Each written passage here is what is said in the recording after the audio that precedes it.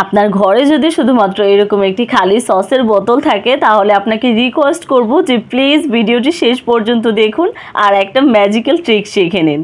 Hello viewers, আমি তাহমিনা। আজকে আপনাদের সাথে খুবই ইজি অ্যান্ড টেস্টি একটা রেসিপি শেয়ার করতে চলে এসেছি আর দারুণ মজার একটা ট্রিক শিখিয়ে দেব, যেই ট্রিক্সটা শেখার পর আপনারা আমাকে ধন্যবাদ দিতে বাধ্য হবেন। চলুন তাহলে আমরা সম্পূর্ণ রেসিপিটি দেখে নিই। আমি প্রথমেই এখানে একটি খালি সসের বোতল নিয়ে নিয়েছি আর সাথে নিয়ে নিয়েছি কিছু ইনগ্রেডিয়েন্টস যেটা আমার প্রয়োজন হচ্ছে রেসিপির জন্য। এখানে আমি 2 টেবিল চামচ পরিমাণ রান্নার তেল, 5 টেবিল চামচ পরিমাণ লিকুইড মিল্ক, একটি ডিম, 1/3 কাপ ময়দা, 1/4 কাপ চিনি আর বেকিং পাউডার নিয়ে নিয়েছি এখানে হাফ টিস্পুন।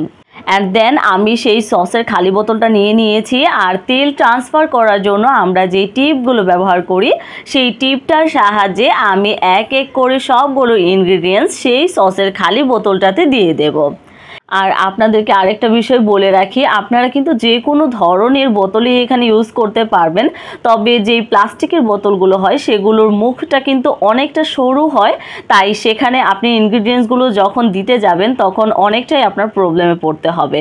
যেমন এখানে ময়দাটা আমি যখন দিতে যাচ্ছিলাম তখন ময়দাটা কিন্তু ইজিলি সেটা পড়ছিল না, তাই একটা কাঠির সাহায্যে কিন্তু আমি সম্পূর্ণ ময়দাটা ভেতরে দিয়ে দিয়েছি। এখন লাস্ট হিসেবে আমি দুধটা দিচ্ছি, কেননা যদি টিপের মধ্যে কিছু ইনগ্রিডিয়েন্টস লেগে থাকে সেটা যেন খুব ইজিলি ধুয়ে মুছে একদম বোতলের ভেতর পড়ে যায়। আর লাস্টে আমি দিয়ে দিয়েছি একটু অরেঞ্জ এসেন্স। আপনারা যদি ভ্যানিলা ফ্লেভারটা পছন্দ করেন তাহলে এখানে ভ্যানিলা এসেন্স দিয়ে দিতে পারেন। এখন বোতলের সেই মুখটা লাগিয়ে অনবরত আপনাকে এটা ঝাঁকিয়ে যেতে হবে যে পর্যন্ত না সবগুলো ইনগ্রিডিয়েন্টস একসাথে খুব ভালোভাবে মিশে যাচ্ছে। এটাকে আমি প্রায় 5 থেকে 6 মিনিট এইভাবে অনবরত ঝাঁকিয়ে ইনগ্রিডিয়েন্টসগুলো একসাথে মিক্সড করে নিয়েছি। কিছুক্ষণ পর একটু বোতলের মুখটা খুলে দেখবেন যে আপনার ভেতরে যে চিনিটা দিয়েছেন সেই চিনিটা গলে গিয়েছে কিনা, কারণ অনেক সময় মোটা দানার চিনি হলে গলে না। আমারটা একদম রেডি। এখন আমি একটা প্যানে অল্প একটু তেল দিয়ে তেলটা টিস্যুর সাহায্যে একটু ব্রাশ করে নেব। আর চুলার জালটা কিন্তু একদম লো হিটে রাখতে হবে। লো হিটে না রাখলে দেখা যাবে আপনার এই প্যানকেকটা হওয়ার আগেই পুড়ে যাবে আর কালারটা একদম ডিসকালার হয়ে যাবে।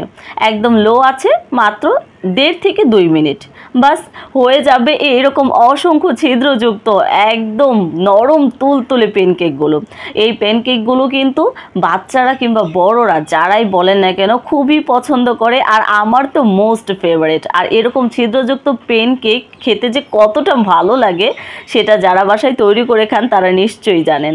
দেখুন, একটা ডিম দিয়ে কিন্তু আমার অনেকগুলো প্যানকেক হয়েছে আর এগুলো কতটা নরম তুলতুলে আর সফট হয়েছে। এখন আমি আপনাদেরকে আরেকটা ট্রিক্স শিখিয়ে দিচ্ছি। দেখুন, আমার সবগুলো প্যানকেক কিন্তু একই সাইজের হয়নি, তাই আমি সবগুলো যেন একই সাইজের হয় আর আমার বাচ্চার যেন খুবই ভালো লাগে দেখতে, সেই জন্য আমি একটা কুকি কাটার দিয়ে মাঝখানে একটু কেটে নিয়েছি যেন আমার প্যানকেকগুলোকে খুবই সুন্দর দেখায়। সাইডের অংশগুলো পরেও খেয়ে নেব আমরা, সেগুলো ফেলার কোনো কিছু নেই। এটা জাস্ট ডেকোরেশন কিংবা আপনার বাচ্চা যেন খুবই পছন্দ করে সেই জন্য এরকম গোল করে কেটে নিতে পারেন। আমি আশা করছি আজকে রেসিপিটি আপনাদের কাছে ভালো লেগেছে। যদি ভালো লেগে থাকে তাহলে অবশ্যই আমার চ্যানেলটি সাবস্ক্রাইব করতে ভুলবেন না। আল্লাহ হাফেজ।